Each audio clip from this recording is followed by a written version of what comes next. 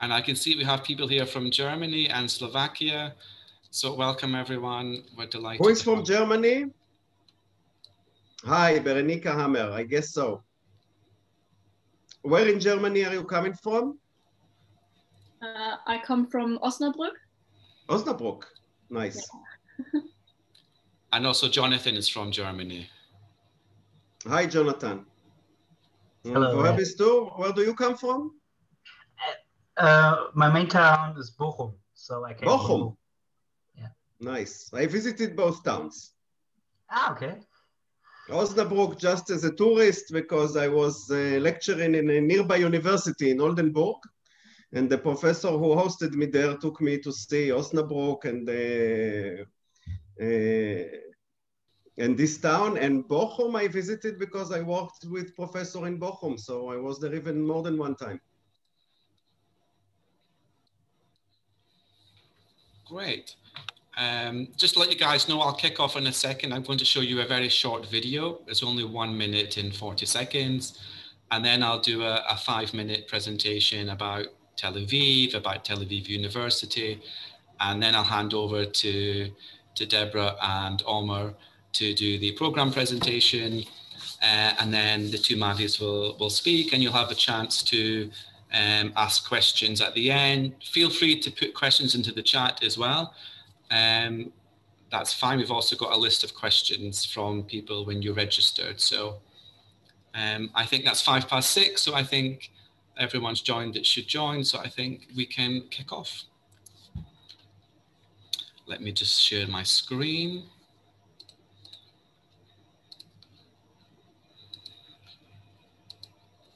Can you all see my screen? Yeah. Great.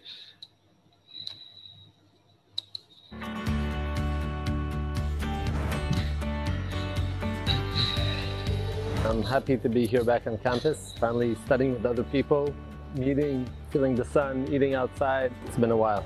I really love being back in the library, again, talking sometimes with my classmates, just having that in-person interaction that I've missed the whole time. So come join us on campus, it's lovely here. I'm a student at Tel Aviv University. Right now I'm at Tel Aviv University campus, where things are back to normal. I've been enjoying myself, not only the sun and the city and the beaches, but also all the places the campus has to offer, all the cafes, all these places to study. We're back open now in person, and I definitely love the fact that I can walk over onto the nice grasses here and go to Aroma with all my friends. Definitely being in person has made the learning experience a lot better, with a better flow of communication between professors and the students, and overall I'm loving the whole experience. It's amazing to be back on campus after so many months we spent on Zoom, and finally I had the chance to meet my university mate and all the professors. The atmosphere is great, and Israel did great because we're back on campus while the whole world is still on Zoom, so I feel blessed.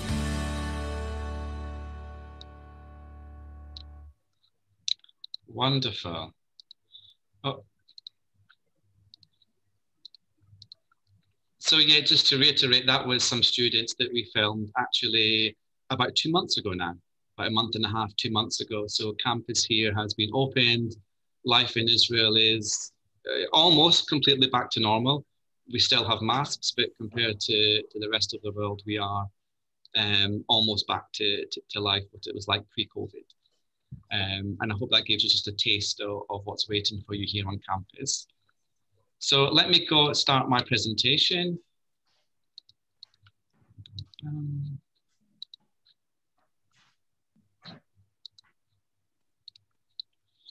Okay. So welcome everyone. This just gives you a great snapshot of Tel Aviv University and what's waiting for you here. We have 30,000. Can you guys just all mute yourself? I should have done that. Perfect. We have 30,000 total students, and of that, 2,000 are international. We are the #1 choice for Israeli students. We have 125 schools and departments across 9 faculties. We are the #1 choice in Israel. We're a top 100 innovation university by Reuters. We're also ranked number 8 worldwide for the top schools producing VC-backed founders. And we're the only non-US institution to make that list. So we're very, very proud of that. And also talking about 9 faculties, if you've been to our campus, you'll know it's on one campus. It's 220 acres. It's a big, vast space just off downtown Tel Aviv. And all of our faculties on campus, they have their own buildings and their own libraries. So everything is here in the one spot. Although if you have to walk from one faculty at one end to the other, like I often do, it does take a bit of time. And it's not much fun in the summer either when the heat is coming down, but I'm not going to complain. I'm not going to go into all of these details, but if you do come and join us, you're joining a worldwide community of alumni that are movers and shakers across the world. We have, Dr. Danny Gold, who gave us that wonderful piece of technology, the Iron Dome, that keeps Israel safe. Yotam Ottolenghi, he's a very famous chef and TV chef in the UK with a couple of restaurants and some very good cookbooks and some really nice recipes. Uri Levine, who is the founder of Waze. Everyone here in Israel, if not the world, uses Waze for their GPS and for their sat-nav to travel anywhere. These are all alumni of Tel Aviv University. And obviously we have connections with industry. We have the remote on campus, TAU Ventures, and they take innovation and ideas and turn them into actual products and services that they take to the marketplace. The Entrepreneurship Center is here on campus, and that's staffed by entrepreneurs from industry. We also have some really amazing events that happen on campus that are at the cutting edge of cyber and artificial intelligence.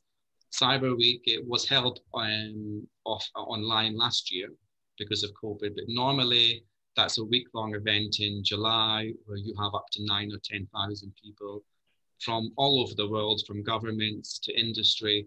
And the event is actually happening next week, starting from Monday on campus, but it's a hybrid event, also online, and then Artificial Intelligence Week. And we have, government, prime ministers that come to this.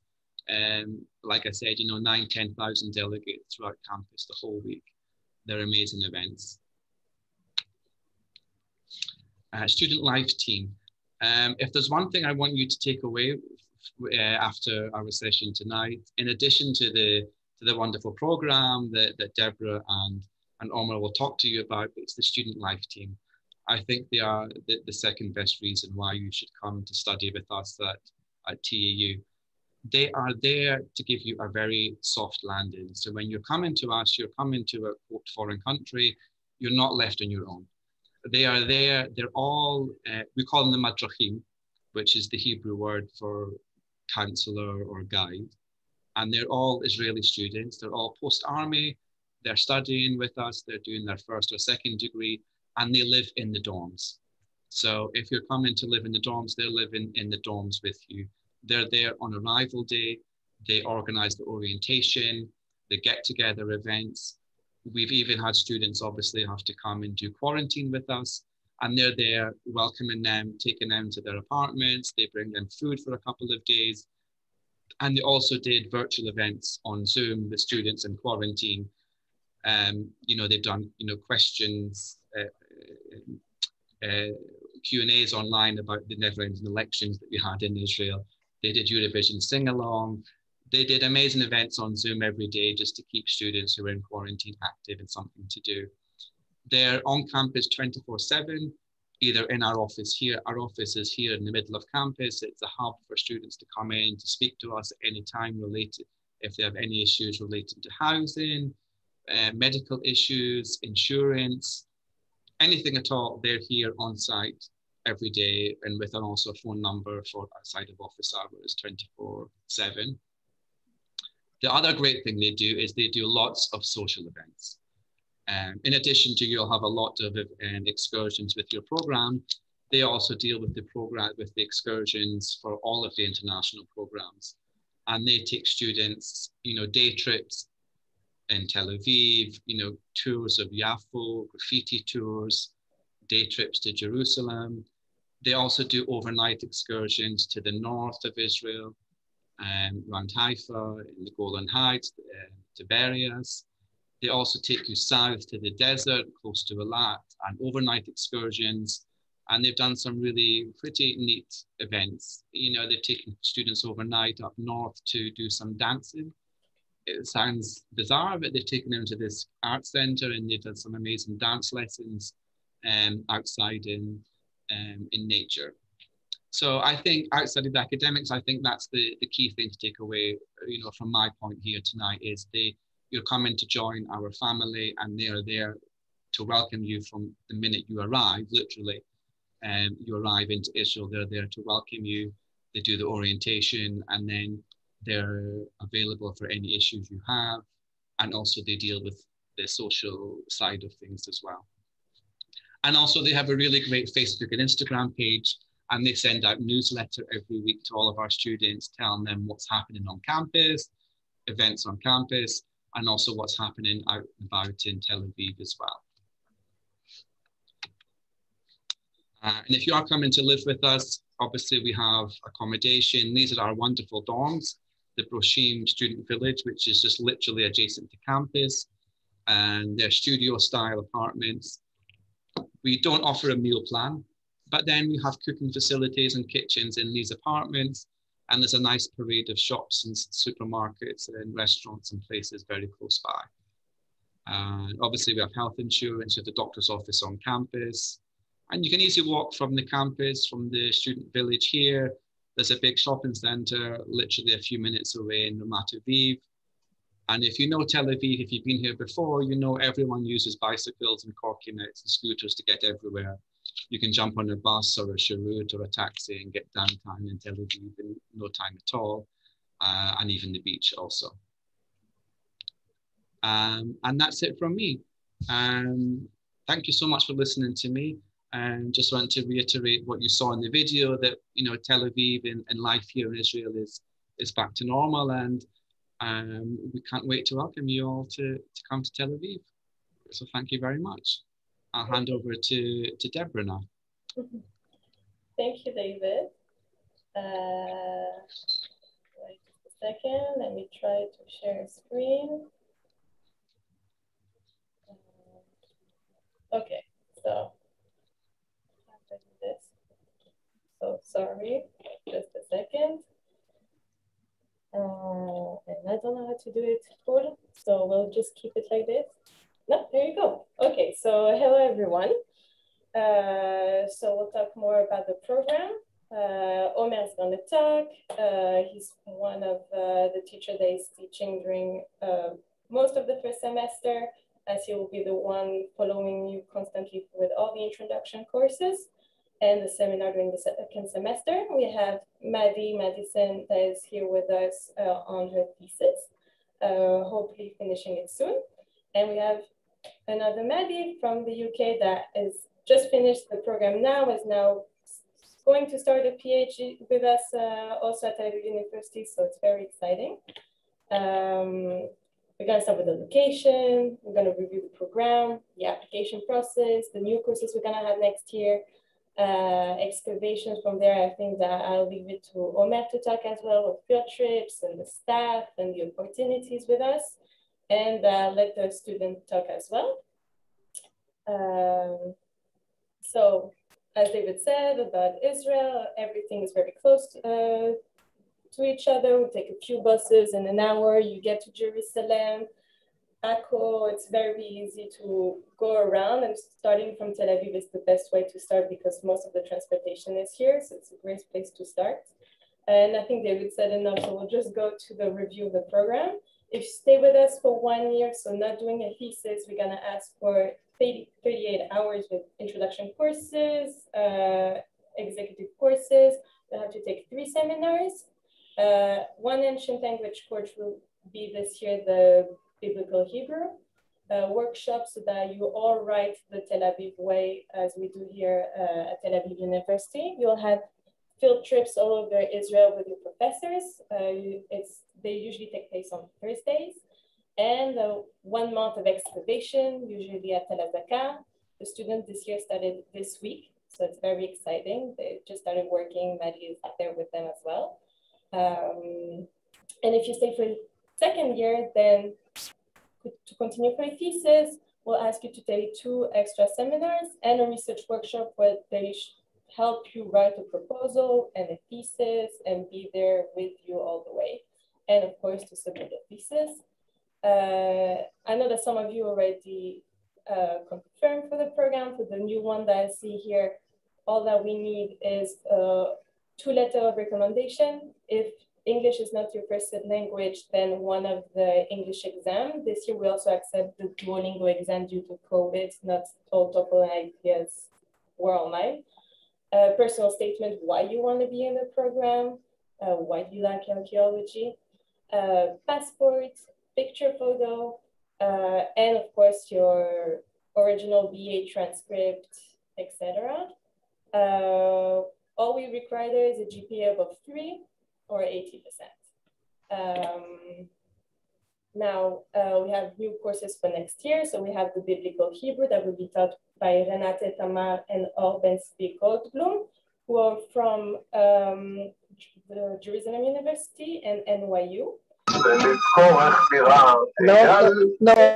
course will be online, as they are mostly abroad, but this is the only course that is going to be online. There are going to be a few days that they're going to be here in Israel to be around you.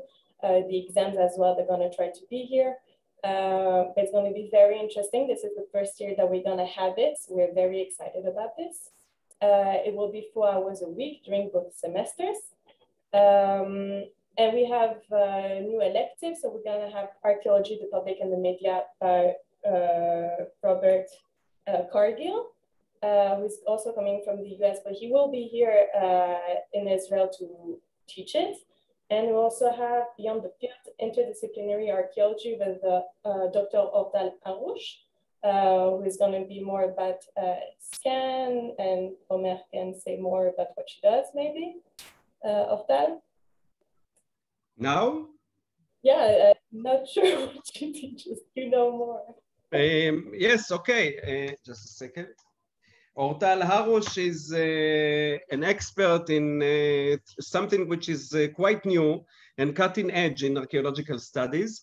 And this is what we call computational archaeology, which means how you integrate computer science with archaeology in many, many different aspects, including 3D scanning and managing big data and things, etc. Yes, and this is the kind.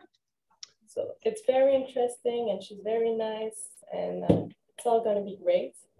So the excavation is at Tel Aviv.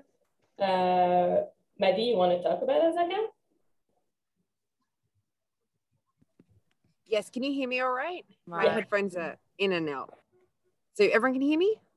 Yes, but Deborah, please stop sharing so everyone will see Maddie. Oh, wait, I really don't know how to do this. Just at the bottom of the green button that says share screen. Wait, I'm so sorry. I never. You can stop it from here. There we go. Yes, so I am an MA student currently. I am also the administrator and an area supervisor of the Azaka expedition, which you will join us for our fieldwork. And I'm actually here now at the office we stay in. Let me give you a little look. I'll take you in. So this is the beautiful place we're staying at. I'll take you to meet some of the staff very quickly. So just on the way, to make clear, Tel Azaka is one of the biggest mounds from the 3rd millennium BC all the way into the biblical period. And it was also a very important biblical town in the kingdom of Judah. And this is what Maddie excavates now. She's not on the site where No, not at the moment. She's now at the camp where they stay after excavations. And when they walk afternoon, processing the finds from the excavation, this is exactly what you see behind you, right? Yep. And some finds here, some over here in the background, everywhere. So Yes. this is... You see it in a process. This is an excavation. I'm outside, so I don't disturb everyone working. It's an excavation, a dig-in process. For the Germans among you, I can tell that it's a cooperation with the Heidelberg University. So currently you have how many Heidelbergians coming? Our Heidelberg team will arrive on Sunday. Currently we have our Tel Aviv team, which is the MA students like myself and Israeli BA students. We have a team from Prague that got in. Luckily, we got some internationals, even with the COVID situation. We were lucky to have quite a big team join us. And next week we'll have Heidelberg. I have some people from Italy, like linked with the Vatican. We have people from England, the US, Australia. So yeah, we're a very large excavation and we're a teaching excavation. So everything we do is designed to give you the best experience in archaeology, in the field, out of the field, at the office, like I am now. Most people are at lecture right this moment. So yeah, you'll join us for 4 weeks and it's great fun. Maddie, tell them a little bit about yourself, very shortly. Yes, where you're coming from, how did you arrive to us in Tel Aviv, and what happened that you decided to stay in Tel Aviv, even when you didn't have to do that anymore? So I am from Australia, I'm from Sydney, and I did my bachelor's degree in ancient history. And in 2014, I actually got the chance to excavate at this site, very lucky. And I met Oded for the first time. And somehow for the last 7 years, I ended up coming back every year. And in 2018, Oded finally said, I've seen you enough, come and do a master's degree. And I joined the program. I think this is where I met the other Maddie as well, also in 2018. And through knowing Oded and through the project and through the master's degree, I was hired as an assistant supervisor to help with the field. I was hired as an administrator. And now in the last few years, I direct my own area and I run the administration for multiple of Oded's projects, including Azaka. So I'm the one who you will deal with directly and we'll get to know each other through the program. I've met some of you before, actually. We've spoken. So it's nice to see some familiar faces and you will get to know me. I probably hate all the emails I send you, but it's nice. So this is like, this is how I ended up here. And Maddie Gates here from Australia is a good example to the fact that what we do here is basically something which is very integrative and in a way multidisciplinary, because studies in archaeology in Tel Aviv University and ancient Israel studies are not just studies in class, but also study outside with field trips, with excavations. And not by chance, some of the biggest and most important excavation projects in Israel and in the world of biblical archaeology as a whole, like the excavations in Tel Azekah, but also we have here Tel Megiddo and the amazing site of Masada. If you heard about Masada, and if not, Google it immediately when this webinar is over. Masada is our own Israeli Machu Picchu. If you like, you can think about it like that, just that it's more magnificent with Roman architecture. All these projects are Tel Aviv projects, which means that once you are here or in the copper mines in Timna, in the place where our desert is literally red, and it looks red, and it's a beautiful place that Europeans or people from North America, I'm not sure you can even imagine. And there are all the Egyptian copper mines that Tel Aviv University digs.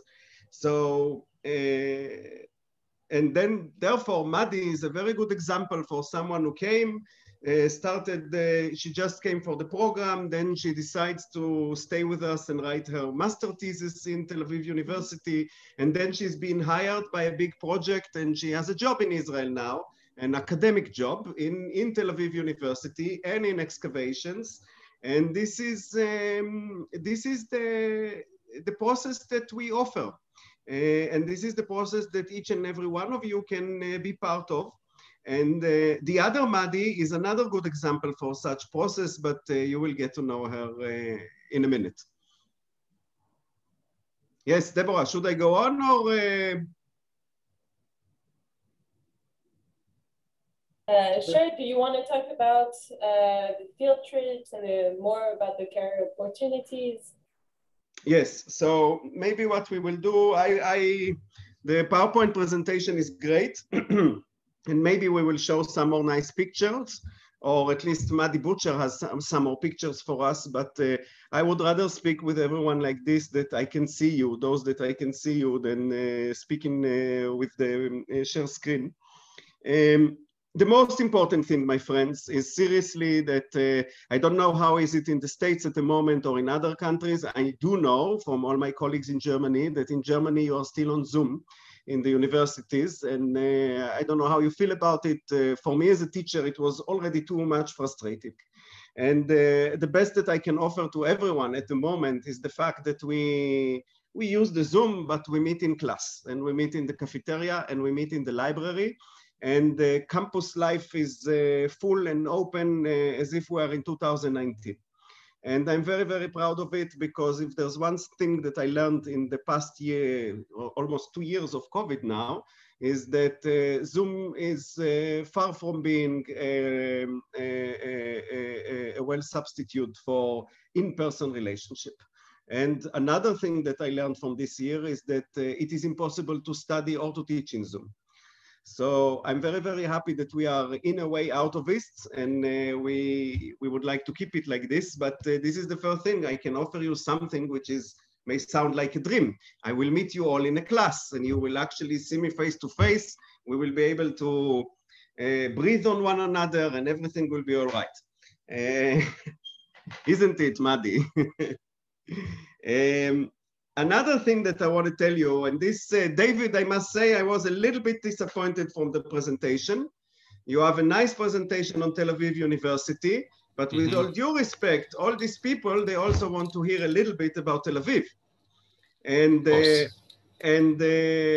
Aviv University is a fine institution, but there are a lot of fine institutions in the world. Yes. I will not tell you that Tel Aviv is the best university, and we do. All universities, my friends, they have alumni, and they have famous professors, and they have some ranking in some rates of something. Yes, I'm not here to tell you that Tel Aviv University is the best university you will ever come to, but I'm here to tell you that there are no universities in a city like Tel Aviv, other than Tel Aviv University. Yes, one thing that I can offer for you for sure is not to say that my university is the best. There are fine institutions all over the world. We are the best in Israel. but you won't find another university in Tel Aviv. And I think that one of the real advantages of Tel Aviv University is the city that it is located in. You know, now I'm starting to think we should, to webinars like this, not only bring our students that can tell you nice things like Maddie and Maddie here. I should also bring all my European friends who think that Tel Aviv is the best city in the world. And seriously, my friends, it's a combination which is very, very rare. Usually when you go to big cities, they can be or leisure cities of beach and sand, or business and cultural centers. Yes, you can go to New York, or you can go to Florida. You can go to the French Riviera, or you can go to Frankfurt. Yes, but Tel Aviv is the only city in the world that knows to do both. On the one hand, it's a leisure city with beautiful beaches, beautiful beaches with nice weather throughout most of the year. And on the other hand, it's a vibrant, non-stop cultural center. And it's very, very young city. There are beautiful girls and boys everywhere you go. We have a beautiful scene of clubs and music, if you like that. There's a beautiful scene of bars and opportunity to spend all your night out. Not that you have time for this, you need to study. But basically, you should know that the city can offer you this. And there's also, yeah, the best food in the world. This I can say. So maybe not the best university, but there's no city with food like in Tel Aviv. It's really, really good food everywhere.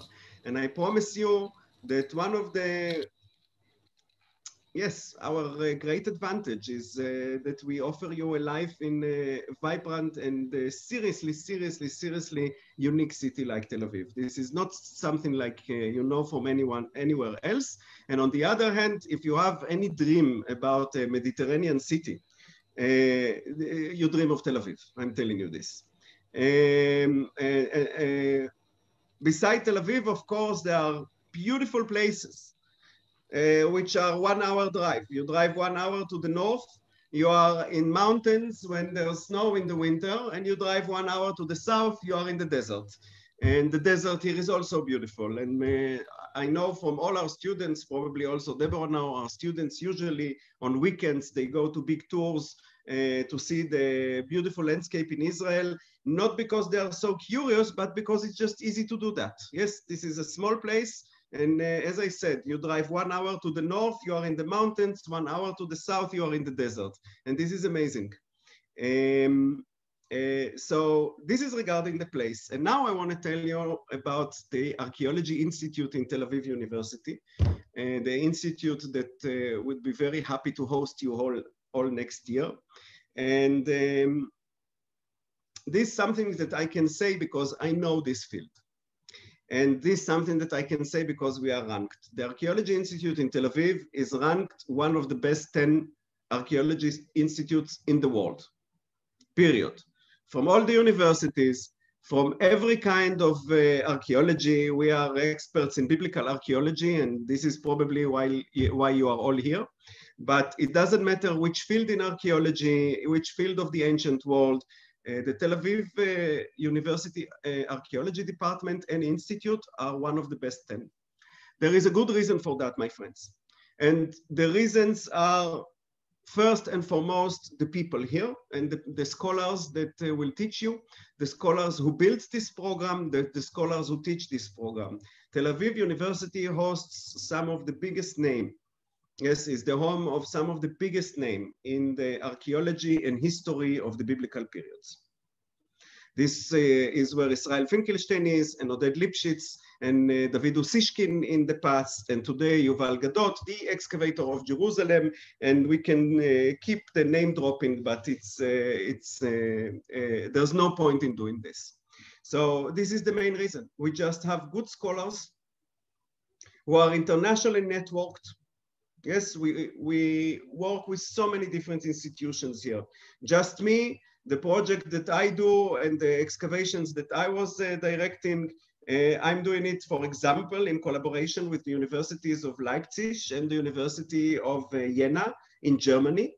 Maddie Butcher here, the Maddie from the UK, she's working with us in this project.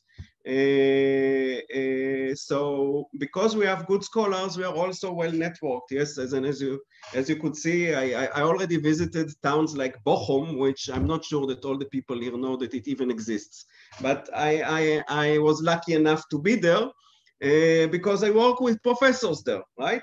So we have good professors. We just have good scholars who are very famous, who are highly cited, and who are well networked in the world. So this makes us one of the best institutes. But we have another thing, and this is an amazing thing. In the past 10 years, the field of archaeology as a discipline, as an academic discipline of research, is going through tremendous change. This change is related to the fact that archaeology today, you know, archaeology is humanities and social science.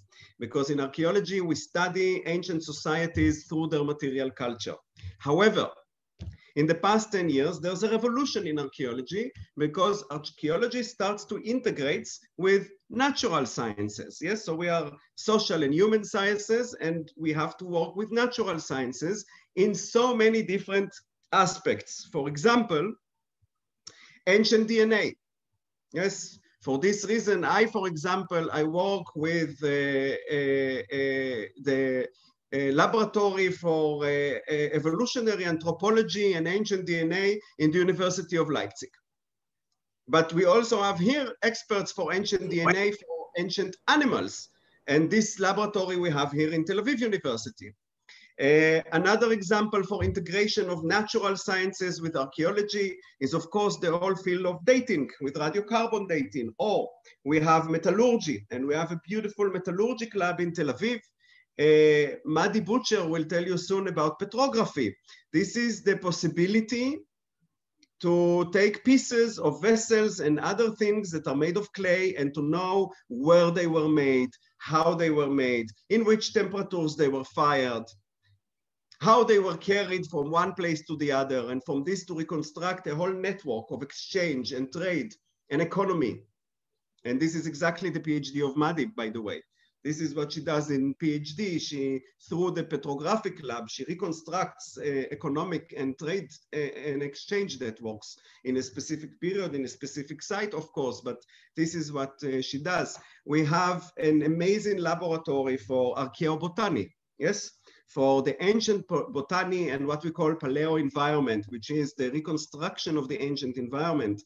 And in this laboratory, people use high resolution microscopes in order to look at pollen or at wood, charred wood, and so on and so forth. We have a laboratory for archaeology, where people study bones of animals and analyze the bones. When you find the bones of a cow, was it a cow that people used in the field in order to plough the field? Or was it a cow that was raised as food? Or was it a cow that was raised in order to give milk? Yes, all this you can know from the bones. We actually teach this, and a lot of people are working on this, you know, to reconstruct the animal husbandry and animal economy is a major thing that we do in ancient life. So there are many other, we already mentioned the computational archaeology. Yes, we have a lab that works computer science on the one hand and archaeology on the other, and keeps examining the connection between these. And there is no other institute of archaeology in the whole world that actually have laboratories for natural science. And we have many of those. And therefore, if we take what we said before, I already told you 3 things about the institute. One is that we just have the best scholars. 2, that we have some of the most interesting projects, yes, like Tel Azeka, Megiddo, Masada. The most important biblical sites in Israel are being excavated by our institute. And then the third thing is the laboratories and the integration here of natural sciences with archaeology and with biblical studies, by the way. This is more from humanities. And there's no institute like this. And this means that you have not only the opportunity to study seriously in one of the best institutes in the field of biblical archaeology, there's no better. But also, because it's such an institute, it gives a lot of prospect to the future, as you will hear in a second from Maddie Butcher, because you start to study and then you see there are people who are fall in love on the way with geology and with materials, and then they go, as Maddie does, to be professional in this specific laboratory. Yes, there are other people like the other Maddie who just joined the big excavation projects, and then they go into the stuff and they start to work there. But the fact that we have so many laboratories and so many installations and institutions in our institute opens a lot of prospects for many kind of interesting things which you at the moment cannot even imagine. But once you are here, you will see that this is a whole world opening in front of you. And I think that when you take all this together, that we have good professors here, and that we have all these laboratories, and that we are well networked internationally, and that we have these amazing projects, yes, what happens is that a lot of people just come, you know, clueless. It sounds to them cool to have 1 year in Tel Aviv and study something and Bible and it's Israel and archaeology, it's interesting, but then they stay for years at the end. because they find their passion here. And in order to find the passion, your passion, you need to find a place that can actually represent it and do something and accomplish it. So, and in many, many aspects, we are exactly this place. I'm not saying, of course, that everyone that comes stays or whatever, but I am saying that there is a huge potential, just a huge potential, even if you don't stay and you just stay for a year. So for 1 year, you had a tremendous interesting studies. You experienced Israel and field trips. You experienced archaeology and field work and excavations. And for 1 year of your life, you lived in one of the coolest spots on the planet. So what could be bad in all this? I see that Maddie Gates agree with me. I think with all this, I would like to ask Maddie Butcher to tell you a little bit about her experience. And then just so Deborah won't kill me because I didn't follow the PowerPoint presentation I promised to follow, I will say a few more words about the program and then if you have questions. So Maddie, please. Hi everyone, I'm Maddie. I'm originally from the UK. I started my MA here, I think in... They just lost the AM in football. This is very important. Okay, and moving on. I started my MA in 2017. I came from Canada. I did my BA in Ancient Near Eastern and Religious Studies. And I came having very little experience in archaeology. And I fell in love. I did my first 2 excavations here. At Maddie, you have some pictures for us. I really would like you to show them. Sorry. Showing. Right. It's just like a little snapshot of my time. So I started my excavating at Megiddo and Azekah, and then I started to write my thesis under the supervision of Omer and Oded. And I was lucky enough to join the excavation at Tibet, which is what you see here. This is me digging a collapse in a room. And I wrote about the specific type of jar, and I was very, very lucky in that I got to travel to around Israel, collecting these jars to sample, to measure, to do all sorts of volume capacities, and to really have a hands-on approach to it. We also were able to use all the jars from the excavation. So I had a hands-on approach in the restoration, and I saw it go from field to publication, which was amazing. And I finished my MA in October, and now I'm starting my PhD also at Tel Aviv. And I am doing my PhD in photography, which is the study of ceramics through the microscope. So here I have a little video actually of me and Maddie when we went to the huge storage houses at Bet Shemesh, where they have all the finds from every single excavation that's ever happened in Israel. And we were really lucky when we got to go there and sample lots of fun jars. So I now work as a PhD student in the photography lab, and just I had such a good experience. Let me stop sharing. And I have really I want to say taken advantage of everything that Tel Aviv has offered me. I from excavating in the field to working on a publication and within a excavation team, to now doing my PhD and having a really hands-on approach in the lab, which is something I never thought I would do. Sediments and geology is not something I thought would be in my future, but it is, and I love it. And that's my story. So yeah. Nice. So I want to tell you another thing about Maddie, which she doesn't tell you. Okay. You saw her holding this jar, and this is a storage jar. And the thing was that Maddie was a student of mine in the introduction course, 2017 it was, Maddie?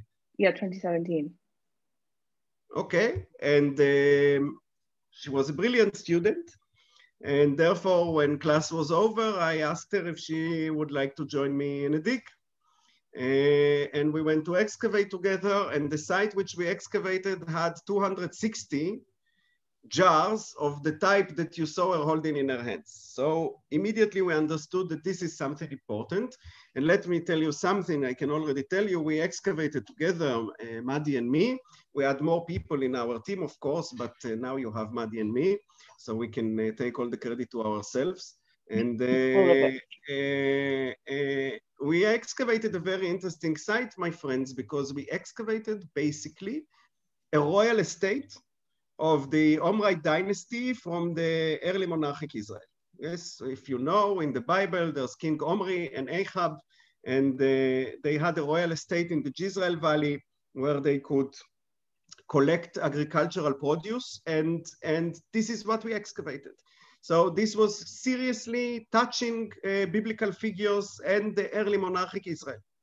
And once you find in such installation, this is a royal installation of monarchic Israel, you find 260 jars like this, we immediately understood that they are very important. Somehow no one noticed it before, and Maddie took these jars and made magic, because she studied them, as she told you, she went all over Israel to look at jars like this that were found in different excavations, or she went to the big storage house of the Israeli Antiquities Authorities. This is one of the most amazing places, seriously, because you can walk there for days. It's like a huge museum. Everything ever excavated in Israel, from 1 million years ago of prehistoric human beings until the Ottoman period, which was yesterday, everything in between is stored in this huge storage house. And Maddie went to there, of course, to look for her own jars, the jars of her MA thesis. And then you saw her, she did a lot of manipulation on these jars, cutting them, measuring them, looking at them in the microscope. And after a research that took almost 2 years, she could prove that these jars were jars used in a royal administrative system from the Kingdom of Israel. And this is, my friends, is already a big discovery. That you actually find a jar which was part of a royal system of a biblical kingdom. This is huge, seriously huge. And this all started that when she sat in my class, right? And or it all started with a jar. And we never believed, yes, even I. We knew that the jars are important, but look what she could make of this and what she could discover. So, and therefore, I'm also not surprised that she was immediately after she finished her MA, she was offered a job in the laboratory, and she was offered to stay and write PhD in Tel Aviv, and I'm very happy and proud that she agreed to do so. And now you should see her in the petrography labs with the microscopes and all the things that I will never learn how to do. It's too much technology for me. I'm low-tech. So yeah, you should see her. This is basically the story that I want to tell you, because we can throw details on you for hours. We have this program and the other program and this name and the other name, and we are all good and beautiful. This is nice, but the important thing is exactly examples like the two Maddie that you see here. Again, I'm not saying we are all realistic. Not everyone is born a scholar. Not everyone comes and thinks that biblical archaeology is the most important and interesting thing he ever done in his life. Yes, let's be realistic. However, we're talking about a potential. What is the potential of a place like the Tel Aviv University Archaeology Institute and our program for ancient Israel studies? And I think that the potential is very, very, very, very, very tempting, because there's many directions and many things you can do, whether in labs, outside of labs, in excavation. We offer prospects that include jobs, that include academic degrees, MA theses, PhDs, work in laboratories, and so on and so forth, work in big projects, yes? So this is why we're here for. And let me just say one thing. Also, this is to please Deborah now. The program itself is very, very diverse, because you begin with introduction, and you might like me now, but not after studying 6 hours a week with me introduction. Then you will stop liking me. But that doesn't matter. I'm not taking it personally. And beyond the introductions and specific classes like the one Deborah showed you for Biblical Hebrew, sometimes classes about material and petrography, classes about ancient burials and things like this. You also have seminars. The seminars you do with the best professors in the institute who teach in English, and they go deep with you to a very certain thing. But all this is class studies, yes? And again, with this, except of the fact we have the best professors, but everyone can give you class studies. Here, beyond the class, this is archaeology, and this is biblical archaeology. And the land of the Bible is here. So there's no point studying only in class. And this is why I take you to at least 2 tours outside. By the end of the year that you are studying in Israel, in Tel Aviv University, you will get to know many, many biblical sites. You will visit with me the desert and the north. Of course, to biblical sites, I'm not taking you to sightseeing, yes, but I'm taking you to the important tales. You will visit the archaeology of Jerusalem, for example, and the excavations, the ongoing excavation in Jerusalem at the moment, and you will see things that no one can see because it's not open for tourists, only for archaeologists. This, we even prepared a picture of this, but we're not showing the PowerPoint in a minute. So there's a big component of the study which is outside class, whether in tours, whether in archaeology later. This is what Maddie, the Australian Maddie is doing now. The dig is a study dig. You are in excavations, you meet people from all over the world. As you heard, they have a team of students from Heidelberg, they have a team of students from the Czech Republic, they have Italians. There is a problem now because of COVID with Americans, but usually we also have a whole schools from America, from the USA who are joining the dig. So then you get actually 4 weeks with Israeli students and with students from all over the world who are coming to dig in Israel, who are coming to dig in the Tel Aviv University projects. And this is a real school.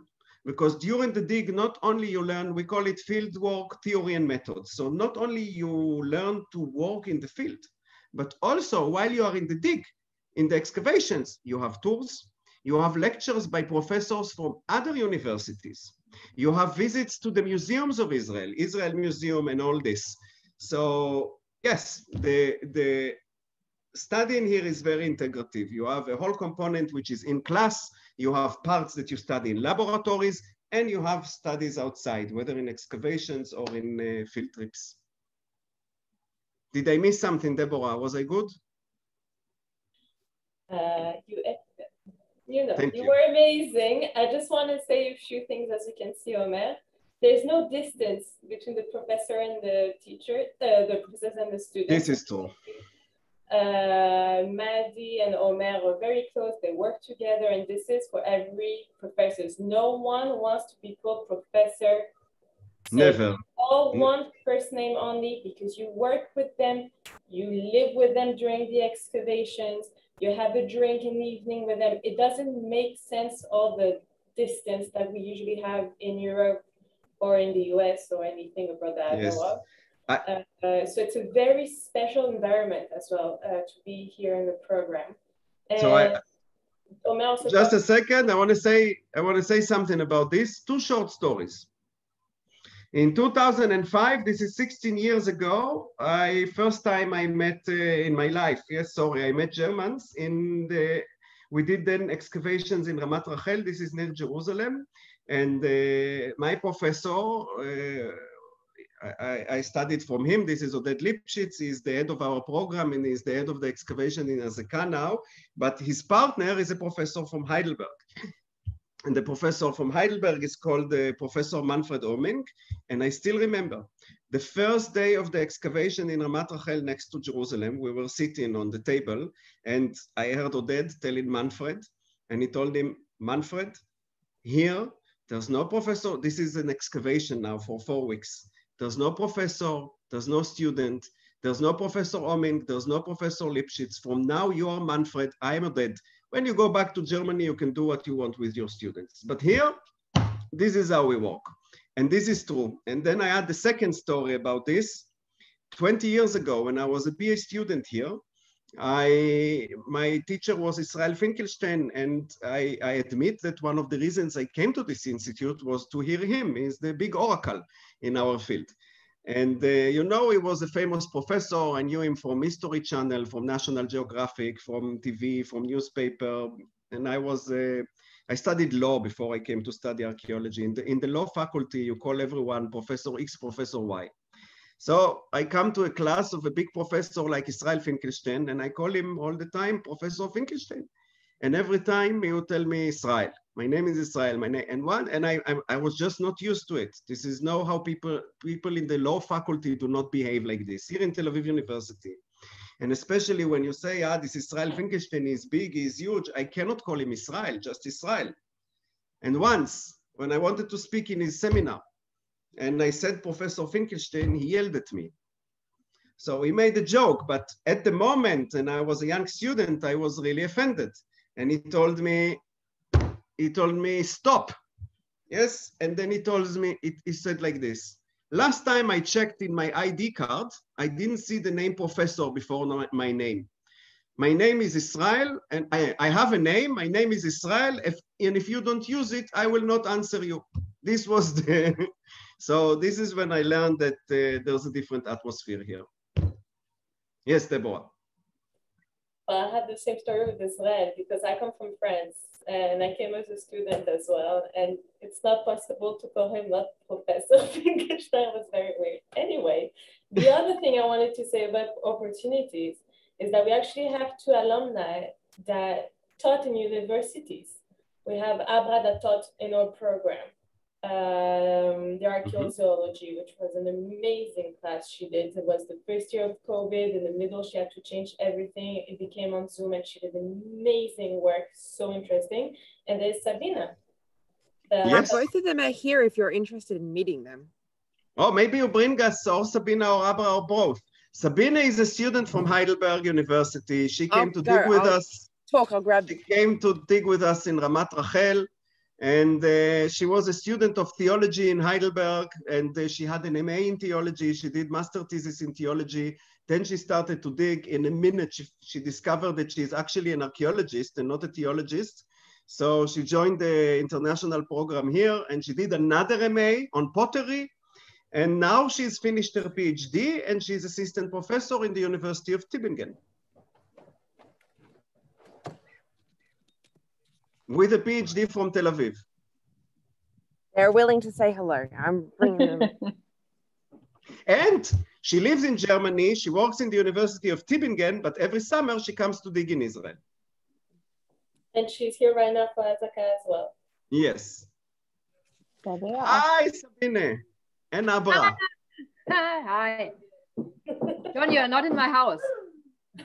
I had to come back to Heidelberg tonight. I'll be back soon. John is watching our kid. Hi, everyone. Hi. Sabina, tell them about yourself shortly. Okay. Hi, Oma. I didn't see you in the corner up there. Hi. I see you tomorrow. I come to Azaka early morning. Perfect. And afterwards, go to the Tivala and meet us up. Good. Exactly. Good. Hi, everyone. Wow, I'm happy to see so many faces, and I think there are probably more which are not in the screen. But yes, welcome to our field office right now. You are in the midst of everything, and with me, you see someone who was you. Oh my God, almost 10 years ago. So or might be you, like if you decided to join the program. So I did my MA and my BA in Germany first in theology. And then I realized it's not enough for me. And I was in the field a couple of times on projects, you know, as a student. And I, you know, like I had the feeling that it had to be something more. And then I heard about the program and I decided, okay, this might be something for me. So I started and I came to Israel and I didn't leave for 7 years then because I got stuck. I was supposed to stay 1 year And then it was all of a sudden, okay, maybe I'm doing 2 years. And then, yeah, all in all, in the end, I got the MA and I continued for a PhD. And now you're assistant professor in the University of Tübingen, which is one of the best universities in the world. Exactly, like I could really like this knowledge helped me like to really go back to Germany and I'm trying to establish there's something new now. And yes, and tomorrow, Abra and me, which you see here in the back, we will receive our PhDs officially at Tel Aviv University in a nice ceremony with hats and masks. So it will be very interesting. But yes, so I'm very happy to see you all. And do you have any questions or not? Or I don't know. Like yes, this is a good time. Abra, show yourself also. Hello. From California. Maybe you can see. The exact same story as Sabrina. We were in the same year 10 years ago, and we did PhDs, and we're still here. I never left. She went back to Germany. I'm still here. I'm working on my postdoc now at the Natural History Museum that you see on the back side of our campus. It's very beautiful, very nice. So look at this picture, these three girls here. You have MA, PhD, and postdoc. And none of them imagined that they will spend so much time in Tel Aviv when they were born, I guess. Not at all. And you're all in Azekah, and it's beautiful to see, and I miss you, and I will come to see you tomorrow. I'm going to visit Aaron Meir in Tel Aviv Gat first in the excavations, and from there I will drive to Azekah. So probably, I'll be on time for breakfast, don't worry. Omer, maybe this is the right moment to let the applicants questions because we can talk about Bye.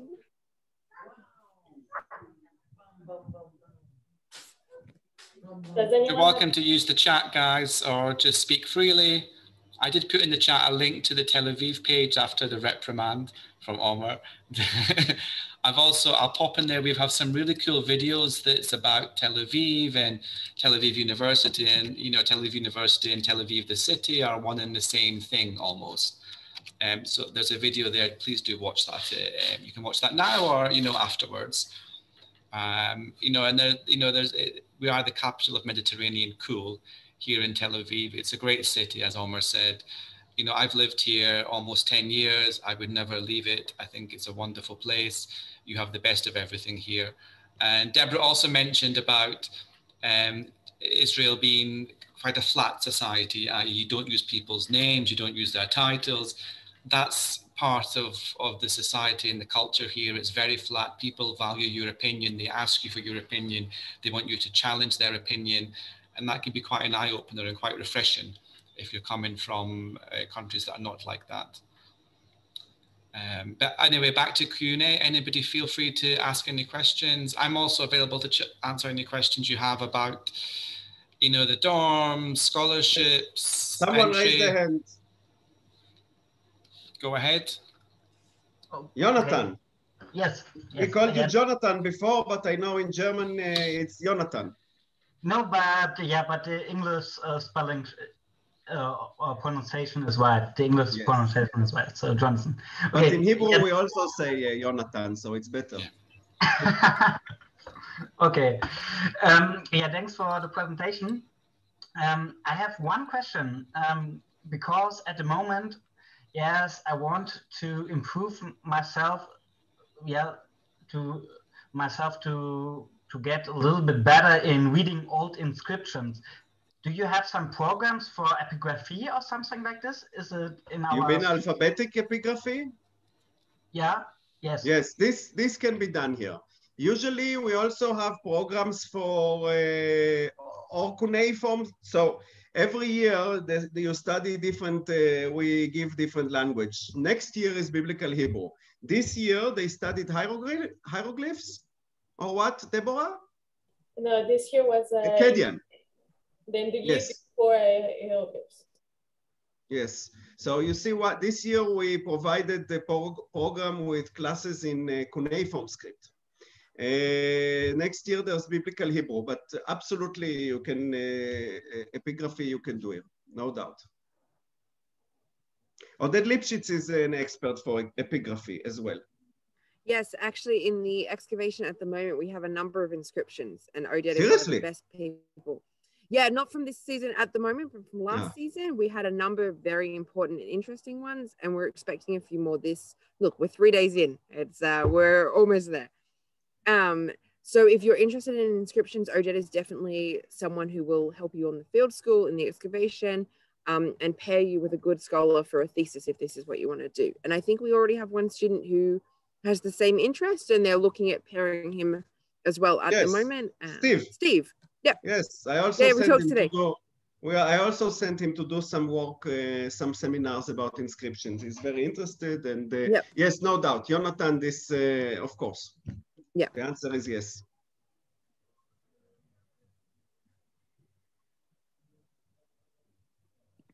I've got a question too. So you can apply with any kind of bachelor's degree, or does it have to do anything with archaeology?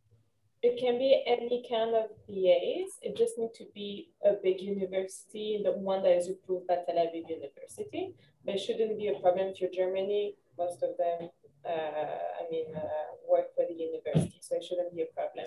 If your GPA is higher than 80 or 3, depending how it works where you are, we can accept you, just with all the documents that are needed as well.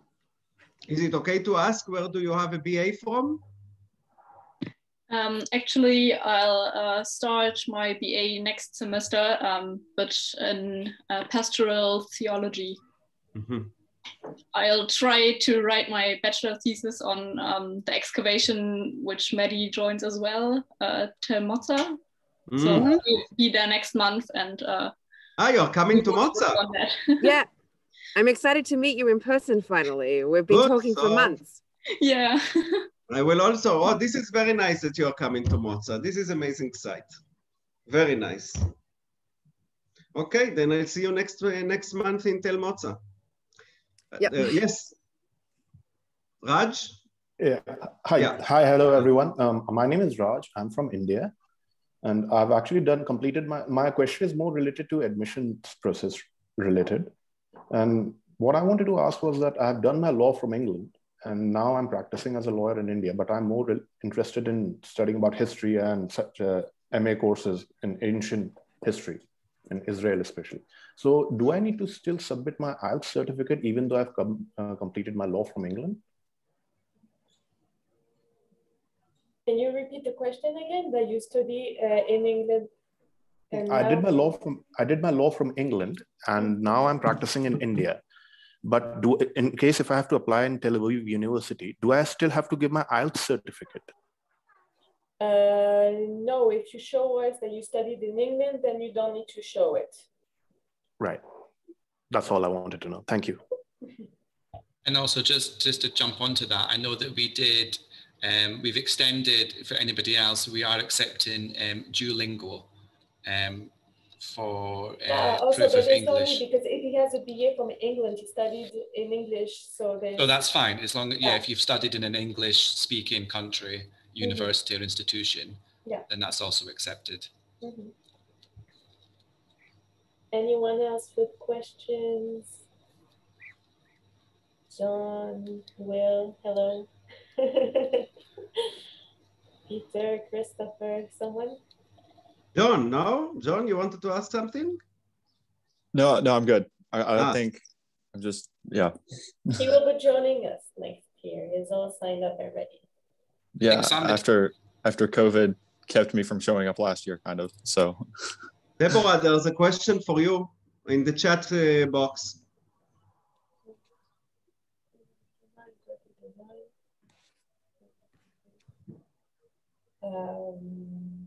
If the diploma is from a big university, if it's a BA or MA, then we can look.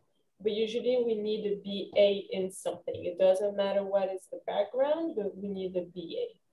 Yes, I will say something about this just generally. This is an MA program. In order to join an MA program, you need a BA degree before.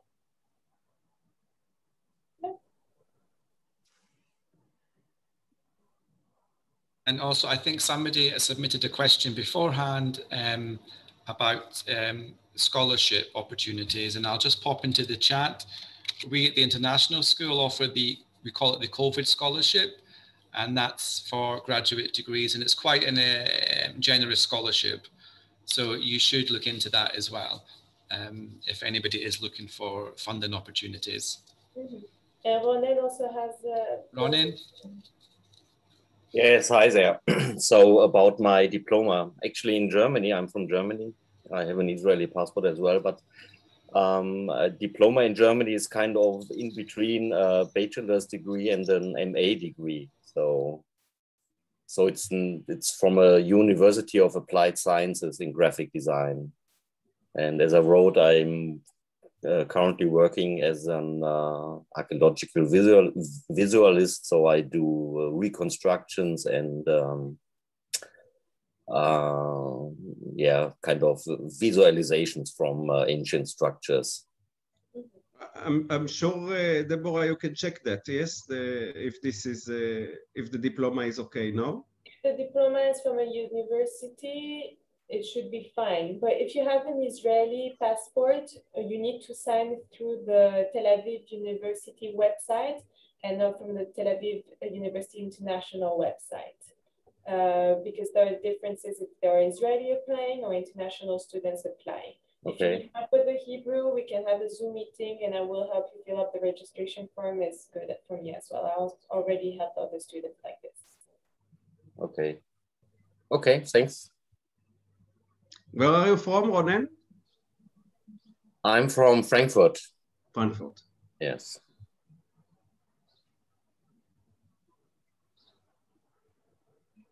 Yes, who else? Yes, Peter. Hi, I'm Peter from Slovakia. So Hi. I just want to know more about the second year, or I understand the first year with the schedule and with everything, but if I want to write the thesis, how it works, that do I need to stay in Tel Aviv, or basically how should I understand this first year as a master and second year as a thesis master, or how it calls? So the second year, if you're staying for a second year for the thesis year, you need to stay here because you need to sign up for 2 seminars that you have to participate in. And the research workshop, which is 2 hours during the first semester, where the professor will teach you how to write a proposal. Now, how do you choose a thesis? Who's going to be your advisor? Usually, Odette, who's the head of the program, already helps during the first year decide if you want to stay for a thesis, what are you interested in, who should be your advisor. He's really helping you find your way as well. Or if you already have an idea, he will help you, take you to this direction as well, and put you in contact with advisors. So already, by the moment you start the second year, you already know the subject, you already know your advisors, and you already start working on your proposal. The help of the workshop, but as well, you need to have constant meeting with your advisors to decide, to check how you're doing, how to, when you should submit things, and to have a full schedule that during this year, you can submit your thesis. Many students don't finish a thesis during the first year. Some do, but most of them don't, and they have to extend and ask for extension. But it's not a problem to extend. It's one paper to fill up, and that's it. So if you're gonna feel less in the program because you don't have classes every day. Like the classes are 4 days a week. So you're less in the environment of the program, but you're more for the thesis. So they're working in the labs, working with the professors, and it's more research. Yes, I will say something about this. Yes, when you do MA thesis, this is your own research, and you don't do it alone because you need a supervisor. So you get one of the professors in our institute as your supervisor. And there are 2 options, as Deborah said. Sometimes it's your interest that you bring it, and we can find to you here someone with whom you can develop your interests. Or it works other way around, like me and Maddie here, that she was a very brilliant student, and I had excavation, and I told her, why won't you come to dig with me? She joined me, and we found her MA on the way, you understand? And then it became something so big and so important, and she's still dealing with it now in the PhD. So, but what, at the end, it doesn't matter in which of these ways it goes. The point is that you are being with a professor. You don't do your MA alone. And this means once you have an MA, you join a team, because each professor here, he has a few students that you work with on different projects, yes? And then you join a team, and you are in a team, and you have help, and you have the guidance and mentoring of your professor that you work with, and the other students that work with this professor helps you, so you are not alone. However, it's not something that you can do when you are in Slovakia. Yes, in order to do MA in Tel Aviv and do such a research in this kind of facilities and in these conditions that you actually have a daily work within a team that research something together and you do some part of it, for this you have to stay in Tel Aviv, of course. I will also say from a student perspective, the second year is a lot more independent. It's a lot more, instead, as Deborah said, you're not in class every day, and you are, depending on your relationship with your supervisor, you're either doing independent research in the library or you're meeting with your advisor, but it's very much a thing that you control. If you want to do lots and lots of research and write a thesis quicker, then it's up to you. It's a very much, the second year is a way more independent and something that you have the ability to control more, I think. So if you're, yeah, I mean, my relationship, one relationship with Omer was, it was very different to my second year, and I was really part of the team, and I felt like it was my research, you know, it wasn't like a teacher telling me to write a paper. It was very much, I'm guiding my process. It's, I'm researching in the library, meeting Omer to discuss what I found, and then deciding the next step in the research. It's, I think it's more student-led, if that makes sense.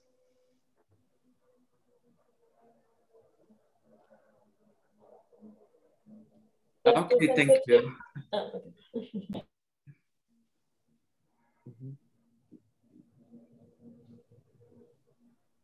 Yes, Reese. Hello. So I'll try turning on my camera, but I have that. So we'll see how that goes. Hi. Hi. Yeah, I think the program sounds very cool, and I'm Where very are you interested from? in this. Tell us, please, just before, where are you coming from? Or Yeah, are you so speaking? I'm from the US. I have Romanian citizenship as well, and I'm currently in Austria. So a little bit like, yeah, international. I'm actually doing another master's program right now in material science. But yeah, archaeology has just been something I've always been interested in. So yeah, I'm still like considering if I come to this world, basically. But yeah, I mean, my questions would be kind of, what is sort of the path people take after doing a master's? Like, I know there are probably many options, but is it only like, or mostly academic, or can people do something in the private sector, or what is kind of, yeah, typical, like, yes, what do you do? This question is, of course, not specifically to Tel Aviv, but generally is what can you do with your master's degree? And in this, there are a few things. Of course, there's, as you said and mentioned yourself, the academic path, the academic track. If you want to do PhD and later be a scholar or something like this. This is one. Another thing that people do with degrees like this, I even had a student like this in the international program, maybe Maddie remembers her, is museology. With degrees from MA, you can get a job in cultural institutes and museums and things like this. So this is a whole another field, yes, that is open with the masters in archaeology. And of course, there's the third option, which is not academic and still archaeologist. There's archaeology everywhere. And I can tell you what our students, Israeli students who are Israelis, who are not coming just for 2 years, having MA, and then they go back to their own institutions. In Israel, for example, you finish the MA, and not everyone, of course, wants to do the academic track, and you can, we have the Israel Antiquities Authority, which is a huge governmental body, and it hires a lot of people, hundreds of thousands, and so you can easily find work in antiquities authorities, and as I said again, museums. There are always a lot, and any other cultural institutions. Yes, so most of our students ends up or doing PhD or they are going to the world of archaeology, and the world of archaeology in most states in the West, at least, is double. There's what we call contract archaeology, so it's private companies who are doing archaeology for the state, and there is the state archaeology, which means being from the side of the regulator. Yes, who supervise archaeology and antiquities and museums and all this. So yeah, all these are the options, of course. And many more, you know, teaching schools,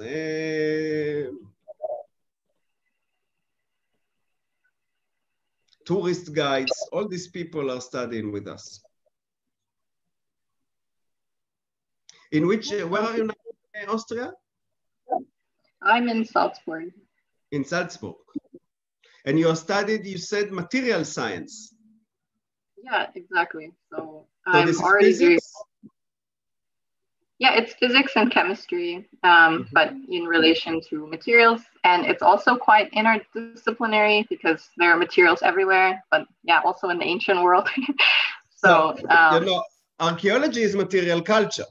And for example, in one thing that archaeology and chemistry work together, and this, we don't have the laboratory in Tel Aviv, but I work with laboratory. There's one in Tübingen University. You just met Sabrina from there. And there's one here in Weizmann Institute of Science, which is very close to Tel Aviv. We have what we call a residue analysis today. And this is exactly the point where chemistry and archaeology meet in the material. Because today, from jars like the ones, or any kind of vessel, you can take pieces of the clay, and with lab manipulations, you can see which kind of molecules infiltrated the clay, and then you can evaluate what was in the vessel. This is called organic residue analysis, ORA, and this is today alphabet in archaeology. And the truth is that this is today, now you cannot dig and find something. You always found pottery vessels. Today you cannot do anything without, because you have this tool to know what was in the vessels. The problem in the world, I'm telling you, there are not enough experts for organic residue analysis. And actually, this field is strong in 2 places in the world. One is very close to you. This is Germany and the University of Munich and Tübingen. And the other one is Israel. There's one professor in Germany who is in charge of all the organic residue analysis. His name is Philipp Stockhammer, and he's a good friend of mine from Munich. And we work together at the moment to create more and more students who know chemistry and archaeology together to be exactly for this field. Because there are not enough of people, and this is, you know, very much needed. So we have a student from the international program. Her name is Vanessa, and she came from California, and she came to Tel Aviv, and now she did exactly this. She studied this between Tel Aviv and Germany. We hooked her up with Philipp Stockhammer, and she spent some time in Tel Aviv and some time in the laboratories in Munich, and this is exactly what she learned.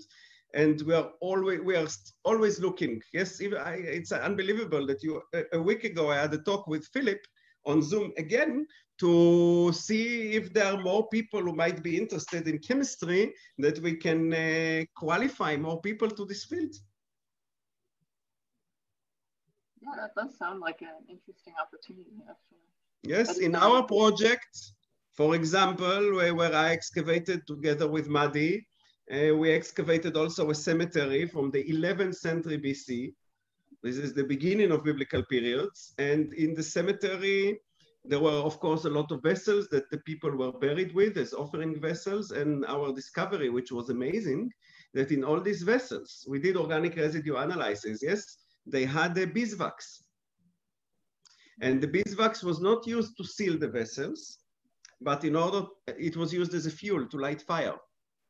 So we could actually reconstruct the ceremonies they did during the, what we call funerary rituals, because of the organic residue analysis. Yes, we knew that they used the light and fire to make ceremonies when they buried their dead. This is amazing. And by the way, with the organic residue analysis, we could also say where the beeswax came from. Not only that there was beeswax, but to identify the bees that created this wax.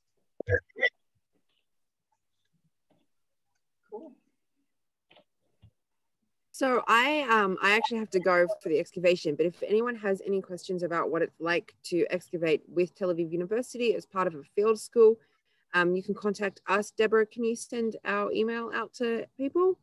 Yes, of course. Yeah. So, yeah. So you're welcome to contact me with any questions. I'd be happy to speak to you, send you information about what it's like. And yeah, I've got to run off to a staff meeting now.